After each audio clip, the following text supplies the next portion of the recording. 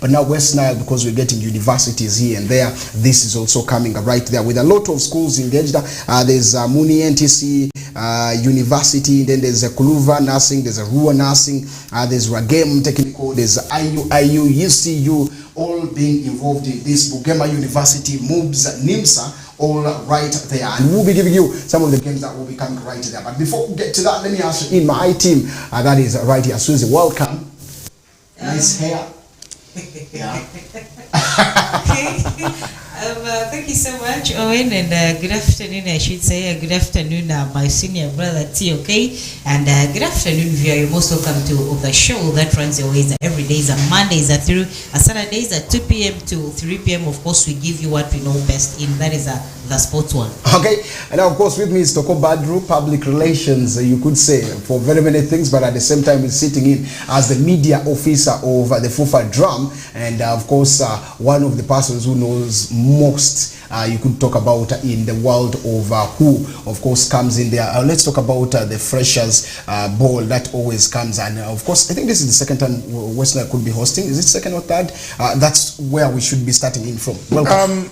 Thank you very much. I feel good when we as West Nile get an opportunity to probably be on a TV that is consistent. When this project came, it ignited, and I think finally it's paying off. For those who are viewing, we're on West Nile TV, our own TV. We're discussing West Nile. About the Freshers Ball, it's a very important one. As somebody would ask, which ball? We have pool, we have Ludo, we have those indoor games as well involved. But importantly, this would be an opportunity for the campuses to relate with the corporates.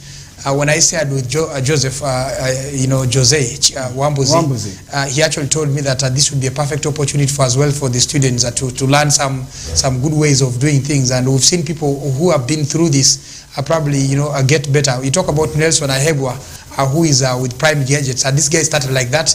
We'll talk about Ian, who probably is a quiz master at the same venue, is very interesting and doing well. I think even you talk about Junior, who probably is hosting the quiz in there. We'll talk about even you. You were once a student. I was once a student. So I think we're doing good. This will be on the 9th of September. I think it's a very big project. All that we're calling for the public out there to get into is to understand why it is taking place. And I think the team has already given that clue. Today is a Thursday. We'll be able to have quiz, and of course, importantly in the quiz, before we break it bigger, there is going to be a basket. The bamboo corporates are probably going to having a basket, and they are going to do contributions for the province team as we head to Ajuman. But then this also tells you how important the corporates are, and that tells you that Bamboo Village or WASES 24/7 are probably interested in making sure that the youth are comfortable. I'm in support of this project. Much as that particular deal will probably get me in Ajumani, but I think I will be available in terms of any other support in there. I go by I should say the motion that the Freshers Ball is very interesting and important for us. That's one big thing we shall be having. Now, sports has a lot of different disciplines. Even the cards. Playing cards is a sports activity. The pool tournament. Even dancing. Yes, we've just witnessed the Nile Special tournament that just ended recently. The pool tournament in the region, of course, qualifiers where they had around, they're supposed to represent, of course, some players are to go and represent the West Nile region in, of course, the nationals. All these are coming right there. But of course, at the same time, there was also a lot, the poetry, the ludos, the cards, the pools will be right there. So you should be marking your calendar. The mind games. Actually. And come have even the quiz. By the way, quiz is also a sports. We've had a sports quiz. We have a different type of quiz that keep coming right there. So that's one big thing, and hopefully West Nile Television will be bringing you all what will be happening right there on that day. So just get ready for all what will be coming. I've just gotten a notification that of course Bull Football Club will also be having a contest against Pai the Black Angels. That's also another one off script, but I've just gotten the notification. That is one big thing, and probably West Nile Television will also be able to go to Paida and give you all that. So it's going to be a very big one. Let's wait and see how exactly that will be coming. I'll be confirming to you the data, but that's the notification coming right there. Paida Black Angels will be having a friendly match with Bull Football Club. Before I get to Susan, let me get to Toko Badru, as the dates were already confirmed, 10th and 15th respectively. Remember, the games for that is West Nile were postponed due to, of course, certain issues and of course unavoidable circumstances according to the Federation of Uganda Football Association. Now that the date is here, how ready is the drum? We've talked about this. What exactly are we expecting? When is the team traveling? How far with the trainings? Thank you very much, Lavdi. For those who are viewing the TV, that's West Nile TV, the West Nile Province team, the champions are getting into a return leg with Busoga Province, and the campaign is dubbed as Busoga Kedera. Now, there's some hashtag that has been added to this. It is Busoga Kolera Koleku Kedera.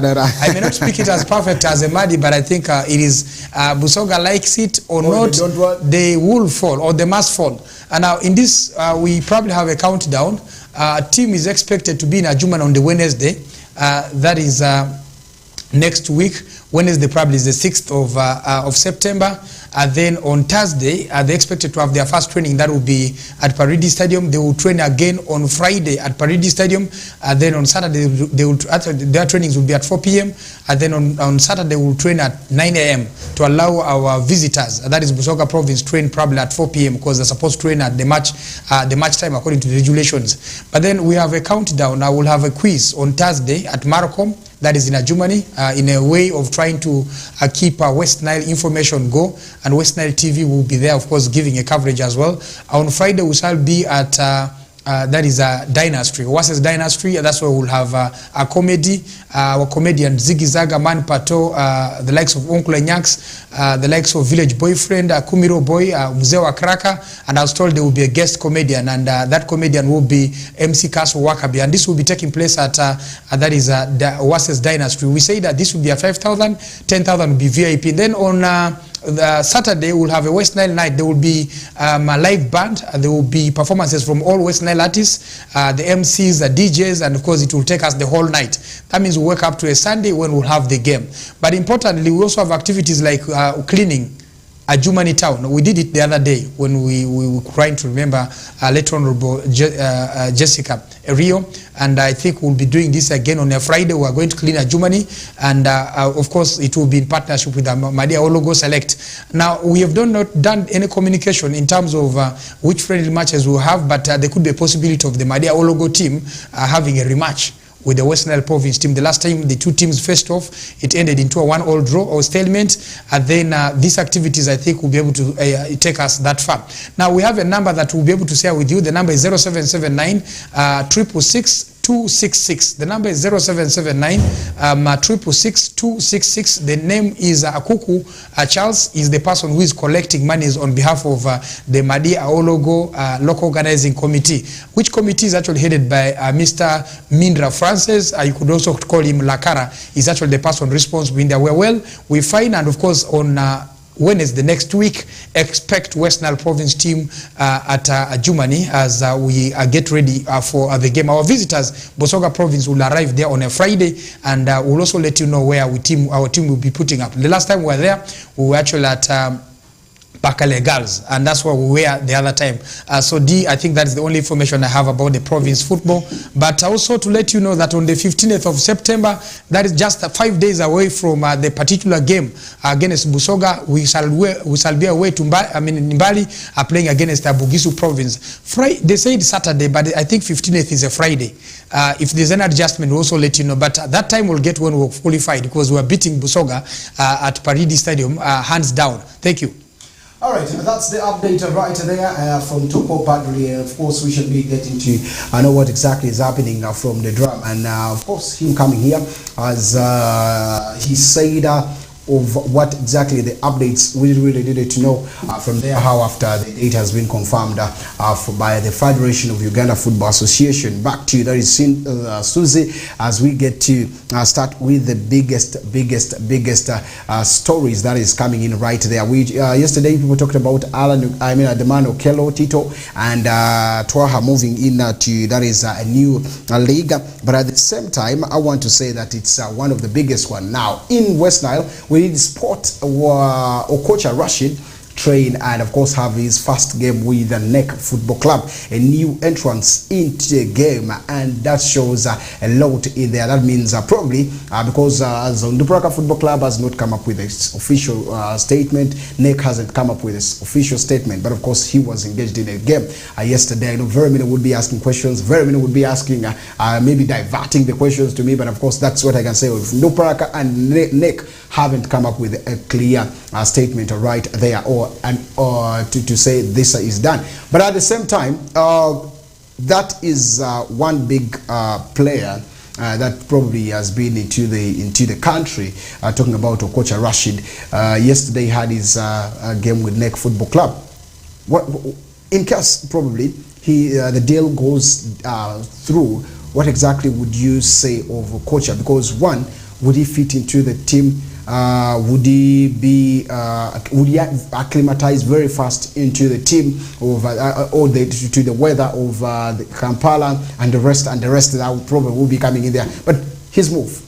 Okocha Rashid has moved and he has been quite for some seasons at there is Onduparaka, where even he became a darling, I should say, to there is the fans of Onduparaka Football Club, where he attained the name as a landlord. But then recently, I think rumors started circulating immediately after last season ended. There is a season of Star Times Uganda Premier League of Okocha's leaving. There is the club, Onduparaka Football Club. Rumors initially had it that he was linked with the move to Villa. URA was chasing also after his signature. I think somehow we also got rumors that KCCA was also chasing after his signature and all that. But then somehow Arua Hill also, I think, was rumored to be chasing after there is Okocha Rashid. But then recently, in 2-3 days, we woke up to there is the news that actually Okocha was being linked to a move to there is a NEC Football Club. To me, I thought maybe this move was being connected to there is a Didu Bosco. But then when I tried to do my own research, I found out that maybe probably this move could be linked to there is the man himself, Hussein Balagu there.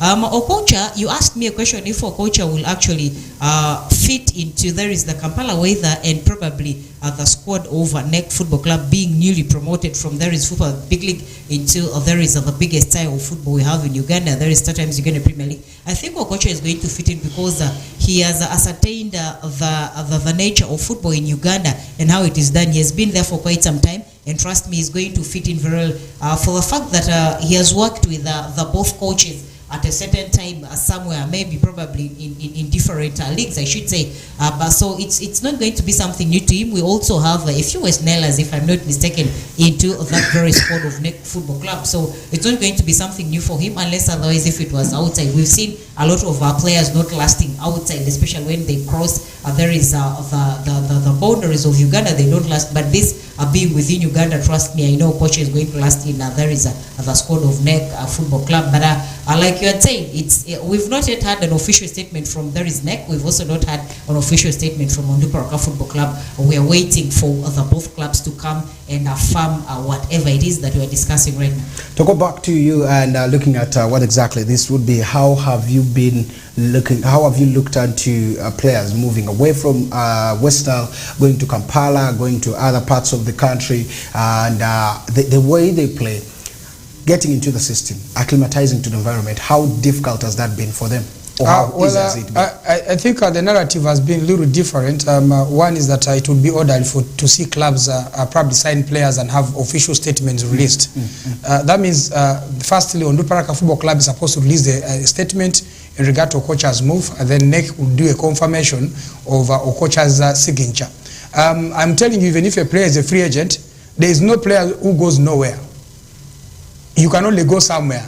And then that narrative, you could even tell a story of some of the players who played and retired at clubs. In case Susie Susan probably plays for a team A, then she did not go to team B and retired in there, that means she remains in the system. So that, I think, would be a deal. But to the point of how the players would perform, it will depend on the conditions they are in. One, playing home is quite different from playing away. When these guys are home, you know that they have their families, they have emotions, they put in their hard work, they commit, and of course history attached. Onduparaka Football Club has been one of the biggest and most successful clubs in West Nile and probably northern Uganda. I could even see in Uganda because apart from the teams that are based in the central, there has not been any particular team that comes outside Kampala that has performed at that extreme and has maintained their consistency. You talk about Eastern Far East, maybe in Bali, you could talk about Soroti, you could talk about Gulu Lira, you could talk about Hoima, talk about Masindi, you could talk about Mbarara, you talk about Kabale, I mean many other places that somebody would be able to mention. Now, my most ideal point here is that it is proper that players move in the most ethical way, and the information would come. And even if I was to turn and ask you a question of whether there has been something like this, but I loved how you twisted it a little bit and said that he was spotted in the next team. So that means he could have been there for trials, he could have just been passing by, or perhaps NEC maybe will not be able to sign him. We don't know, because both institutions have not come out to put something, but Okocha is an amazing player, fantastic footballer. I individually gave Okocha his first lances at Beneza Football Club. I think that was in 2009. He was a young boy. 2009-10 season, and I lanced him again in 2010-11 season when Onduparaka started. Unfortunately, at some point, I had to pull my club out, and that's why my football story as the owner ended. But he went to VCC. Had a very good time, and that was in Biale. He also came to Nebi Central, had a good stint, came to Onduparaka Football Club. Now, if he's to go to NEC Football Club, and I think the blessings will follow him in case the move is right. Okocha Rashid is a fantastic footballer, and I think the landlord name remains a historical name in West Nile. Okay, a very big one. Of course, still a lot is happening into that is the world of sports. Now, in others, of course, in athletics, Halima Nakai and of course Peruth Chebet will be making another move today in of course a game that will be all the athletics that will be in Zurich. Now, that's one big thing, and the one we'll be talking about. The two have been so big in their games, and one of them should be Halima Nakai. She has really shown to the world what exactly she can do ever since the other ladies, the Dorcas Cruz faced off. She has also grabbed the Shida ladies in the sprints, have been doing very well, but this time round in the long runs, in the long distances, it is Halima Nakai who has done that, and Peruth, of course, Chemutai, they have all been pushing in there, or at least either come up with a silver medal or gold medal, and that is one big one. And the last time I saw them also had one of them had a bronze. So with all this, what are we expecting from the two athletes today? I think we should be very positive, quite positive from there is the two athletes based on their previous performances. We've seen, I've been watching closely some of their trainings and all that, and following them closely in there is the social media handles. I've been seeing them training so much, and based on the previous performances, like Nelerin said, it's quite positive that we are going to expect at least them to come up with something. If we miss out a gold there, maybe probably by a few minutes away, trust me, one of these girls is going to come back with at least a bronze or a silver or something. At least somehow our flag is going to be raised. There is all I know, because when it comes to athletics, when it comes to football ladies, and also there is a netball, trust me, Ugandans don't disappoint. Recently we came back with the gold. There is from Budapest. So the positivity should be kept on, especially there is the run that is coming up later on today with the likes of Nakais and all that. Yes, Toko, this one, the last time, when last did you hear about the two ladies? You know, when it comes to athletics, and I think when it comes to the short races, you'd actually have Halima, and she seems to be proven. Just like would have Sida Leni dominating, Gaimo Kwali dominating, but now in the context of what they are doing in there, we would only hope that they do something, because now we have two medals, and we needed to add another medal. Now, fantastically, she has an opportunity as well to do it, but then the challenge is that we do not have too many of these players, or probably the athletes come through and try kind of replace them, because they're supposed to be mentorship. Now, I think this would then be Uganda's last, opportunity in Zurich, probably to get something, and if it doesn't happen, then I think we'll have to settle with the two. Chemutai is a very good lady. She can do it. She has the skills. She has the potential to do better, but I think a proven Halima Nakai has an opportunity to grab us a third medal. All right, that's one of the biggest things that we're expecting to see from the team, and it's going to be today as we get to push it so closer and closer and closer. But back to Toko, Asaf Mwebaze seems to be one name who has just left the club. He has been fired, I think, recently, but reports have it that he has gotten a new club, that is Mbale Heroes, who are in the big league. What are we expecting from such a coach? Well, a very historical side. This team played in the top flight of Uganda football, and of course got an opportunity as well to play in the Uganda Cup, and they won it. Mbale Heroes in there. But then the point is that we are now speaking about rejuvenation that is happening that side. They sealed qualification the other season, and they missed opportunities, and they dropped back to the regional league. Now they are back in here. Asaf Mwebaze is good at working with the young boys, and I think he'll be able to recruit some of the stars that he's been with. He's the man behind the success of Mustafa Kiza. You talk about the Patrick Kadus. You talk about Rombi Ronald. I mean, at Maroons he did that. He went to Bright Stars and did an amazing job, and I think over here at Mbale Heroes, I expect him to probably also take that mantle high. Now, the only thing I expect also from Asaf is there's a transition. This is big league. Yeah, I don't know the last time he probably was in charge of a big league team, but I think the hurdles get a little tighter because now we have about 16 or 15 teams that actually play in a single-legged format, and so there's no injury, there's no Elegon, and of course the battle gets interesting. Your game plan works for you. I will not be surprised if it improves the Mbale Heroes team as far as the tactical, technical part of the game is concerned.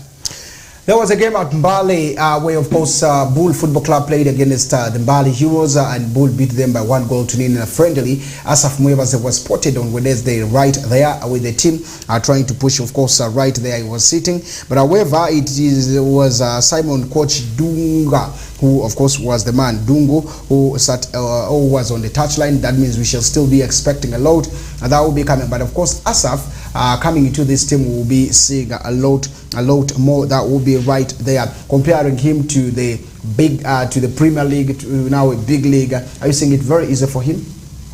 It's not going to be quite an easy shift for him because trust me, I always look at big league, by the way, being more tougher compared to there is sometimes you get a Premier League because in big league there are a lot of challenges. Teams are fighting here and there trying to see that they actually move through to there is sometimes you get a Premier League, but then when once a team crosses over to there is a UPL, the only challenge is remaining within the league. There are a lot of challenges and all that, but then big league is quite very tough. There are teams that come in every year that are new, that come in with new tactics and all that. If maybe he would remain in there is sometimes in a Premier League, I would say it was going to be quite an easy job for him because he has been there. He has he knows whatever it is, how it is to run. There is a UPL, but then big league changes every other season with new people, so it's not going to be an easy one for him. He needs time really to there is ascertain how he's going to drive the team.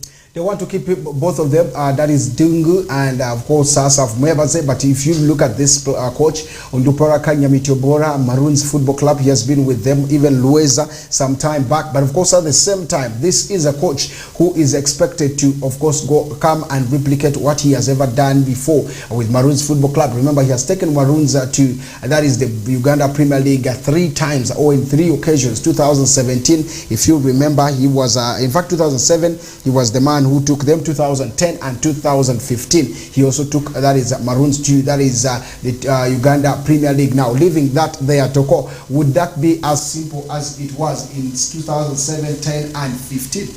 Well, the problem is that there's a transition and things have changed immensely. You realize that the FIFA Big League is actually at a different standard, and then if you look at the coaches who probably are the mentor, who probably are trying to do the job, you saw Chitara Football Club probably come with a different approach, and they got promotion to the league. We did see NEC Football Club come from nowhere. I share nowhere because they have not really been hesitating and probably pushing for the next the same level, and of course they have reached somewhere. They are playing the sometimes Uganda Premier League. You look at Deja University, the only team I think that has played all the editions of the FIFA Big League. Except for their period when they got promoted to the Star Times Uganda Premier League. I think it was for a season. They must have really mastered it. And then you'd also look at the aspect of the money, because now sponsors have come on board. There are teams that are playing in the league, and of course they have a lot of money. So that I think would be able to change something. But I think the narrative in Mbale is quite different. They have big names that are actually supporting them. They have sponsors on board. And in Mbale, this is the only team that is playing the big league. The only team that could have been closed that would play in the big league could have been Blacks Power. Now they play in Lira. So that means they will be able to attract the market in Tesco land, the market in the Bugisu land. They will as well be able to penetrate a little bit into Bukedia and you know, people in Semei land, and of course that will also be good. But then the point is, how does he have the consistent? How does he have the marshal to do it better? Because you talk about being spotted, him being spotted in there, and of course that also means the questions of whether he has been given money to swap in or probably get in players of his interest probably remains to be answered, and so it is a big thing. Now, personal, I would say, Asaph Mwebazi is a man who had lost of his life in the States. And his behaviors are not different from the behaviors of Oboa, David Oboa. So that means in any case that there is a breach, somebody is going to be interfering with this job.